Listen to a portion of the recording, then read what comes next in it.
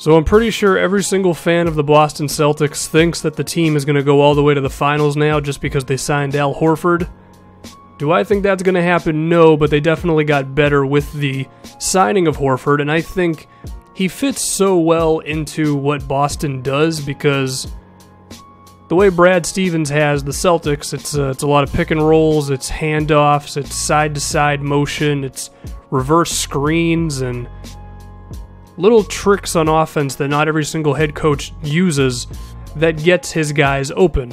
And Al Horford, the type of center that he is, he's someone who's very good at finishing around the rim, he's a quality mid-range shooter, and he shot about 33% from 3 last season, which isn't great, but as a center, being able to hit from out there, it's definitely valuable. So I think Brad Stevens is going to do a fantastic job of acclimating Al Horford into the offense, given they already have Isaiah Thomas, Avery Bradley, who are two pretty decent shooters from outside. Isaiah takes a few reckless shots here and there, but he still shoots around 36%.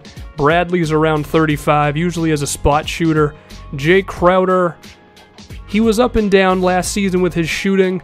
He ended up at around 33%. Didn't shoot well at all in the playoffs, but at the same time he had an injury. I think the Celtics with Horford are going to have some really nice floor spacing. There is still a concern about the big man spot next to Al Horford, whether he plays power forward or center. As of right now, the Celtics options there's Amir Johnson, who I would actually like there because that way it would give you 4 very good defensive players around Isaiah Thomas, who's not a good defender. But on the flip side, Amir Johnson really doesn't do much offensively besides finish around the rim. But given that Isaiah, Bradley, Crowder, and Al Horford are all quality offensive players, I think Amir Johnson will be fine as the big man next to Al Horford. There's also Jared Sullinger, who I'm not a fan of really at all. I think his only value is rebounding off the bench. I think that's how the Celtics should use him. And actually, given that Al Horford is not the best rebounding big in the world, and neither is Amir Johnson, Sullinger is definitely going to be used in moments for this team, but outside of his rebounding, I don't think Sullinger really does that much. He takes jump shots that don't go in, he's okay around the rim, it's whatever with Sullinger. I think Kelly Olynyk as well as Jonas Jerebko could be really useful next to Al Horford because they both can shoot from outside, and Horford is the type of guy who is definitely going to command some attention from the defense around the rim, so I look forward to Brad Stevens using those guys. I mean, Stevens did a good job of getting those guys open before Al Horford was even here, so I definitely think the addition of Al Horford is going to help out pretty much everybody on this Celtics team, given that Horford is pretty much good at everything.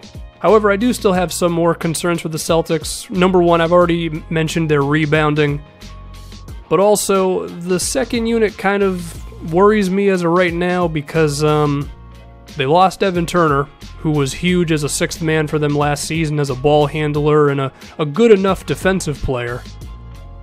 Able to drive inside, get it out to shooters when Isaiah Thomas is not in the game. Now it seems like Marcus Smart is going to be the primary ball handler off the bench since Evan Turner has gone to the Lakers, or to the Trailblazers, I should say.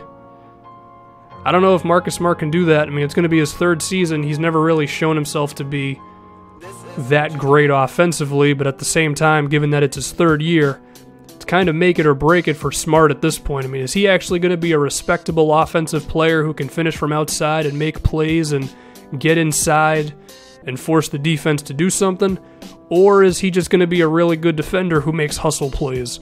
I think this is the season we're going to find out. They still don't really have a shooter off the bench. There's RJ Hunter, who didn't do much for them last season. There's also James Young, who, I mean, honestly, there's a chance he's not even going to be in the NBA after this season if he doesn't start to step it up. There's not a whole lot of shooting, and we saw when Avery Bradley was hurt against the Hawks, we saw just how tough it can be for Boston to score when they don't have enough perimeter shooting. Now, they did also draft Jaylen Brown, who I think will offer them a lot of versatility. I think you could see moments of Jaylen Brown at the 3 and Crowder at the 4 with Horford, and able to switch a lot on defense. We don't know how good Jaylen Brown is offensively. I mean, he hit a couple of 3-pointers in the Summer League game yesterday. That's cool, but That doesn't mean he's just going to be shooting the lights out once he gets into the NBA, though. So I'm definitely concerned about the Celtics' ability to score on the second unit. Of course, there is Kelly Olynyk, who he might actually become the Celtics' sixth man this year, to be honest with you. He's averaged about 10 points per game last season. It could only go up. I mean, with his shooting ability and Al Horford to help him out on defense, I think Kelly Olynyk could see some more minutes, and Brad Stevens definitely trusts him. So, I like everything about this Celtics team. It's just, once again, it's a whole lot of kind of complimentary guys. There's no Paul George like there is in Indiana. You could make the argument that Kyle Lowry is better than everybody on this roster. I'm not going to do it, but you could make the argument. Of course, LeBron James, Kyrie Irving, they're a step above these Celtics.